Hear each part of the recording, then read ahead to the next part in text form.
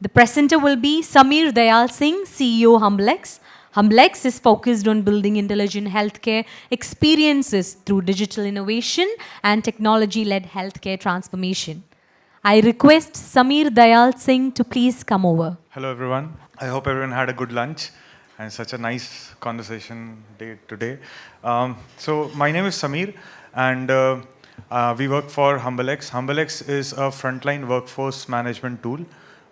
What we have understood is that all the groundwork that is happening, all the workforce that is on the ground, they don't have any tools in their hand. So what they end up using is WhatsApp groups and notebooks, registers, checklists on paper. And we are talking about housekeeping, maintenance, security. There's a lot of people. It's very hard to manage them. And there are vendors involved. There are SLAs that need to be delivered. But and all this data is required for NABH. And all this workflows are unaudited.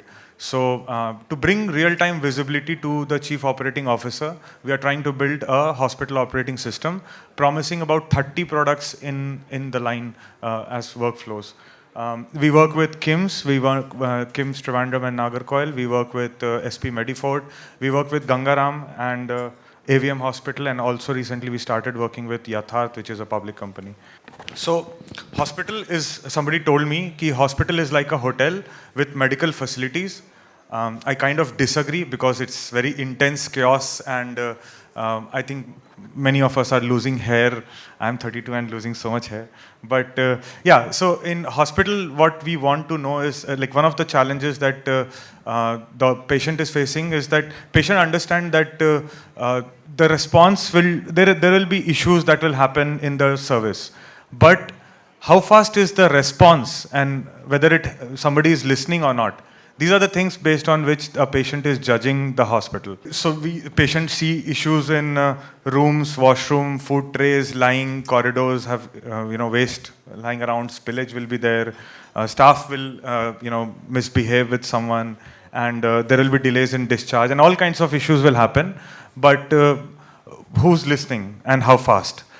So a patient will, the people will come and see them. They will meet 5 to 50 people and talk about that experience. And that this is what we try to track with NPS. But all this could have been, a real-time data to act upon. And before anything goes bad, before it goes on Google, before it spoils your ratings with their friends and family, things could have been fixed. A bad experience could have been converted into a great experience.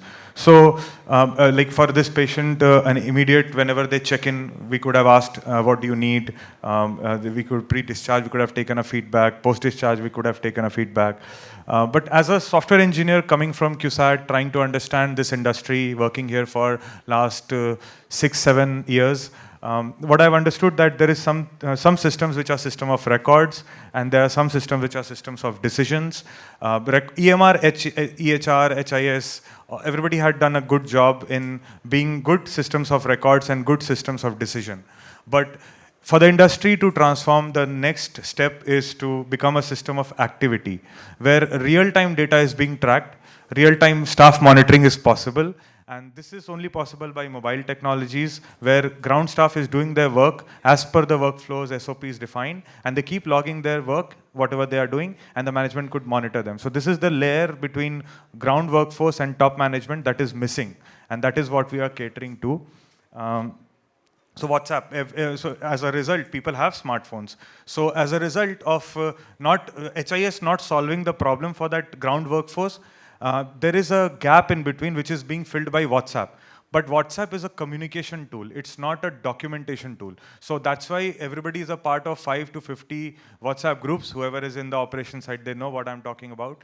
And all this information is flowing like a river, and there is nothing you can do about that information. It is not useful in any way.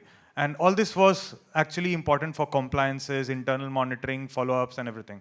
So people keep scrolling WhatsApp groups and say, that day I had told you that day I had told you that. A lot of blame games happen in this operations, and but there is no activity or decision data to take decisions. So one of the experiments, the first product that we had built was for housekeeping.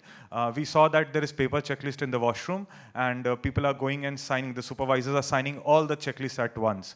So at the end of the day, instead of visiting every hour, for example, in a washroom, So we put a QR code, unique QR codes, live photos have to go, checklist have to be done, and the whole process we streamlined at KIMS. And initially, KIMS has allowed us to share this data. So initially, you can see the number of inspections per day was around 250, 200, and now you can see it is around 1,000. KIMS was initially doing around 10,000 inspections, less than that per month, and now they're doing 36,000 inspections per month. So the question is that if they're paying, let's say, for example, 1 crore rupees every month on 2 vendors, 300 staff for managing their workforce, outsourcing, SLAs. So if they are getting 30% earlier and now they are getting 90% of SLA, where they're utilizing only 30% of the payment that they were making every month. So that means that 65 lakh rupees was being wasted, underutilized every month. And perhaps that's the saving that we are creating for them with a very small fraction of that cost. And this is the impact of, like, this is just an eye-opener for us when we discovered things that are happening in operations. Every department is facing the same data. Somebody says we need more people, but what is the data? We are understaffed, we are overstaffed. What is the data basis of that? How do we know that? We don't even know the workload on each employee who's on the ground because we are not tracking his work in real time. So we don't know. Everybody's entering fake data, late entry, no entry, all kinds of fake entries are there. And the whole industry's stat is wrong.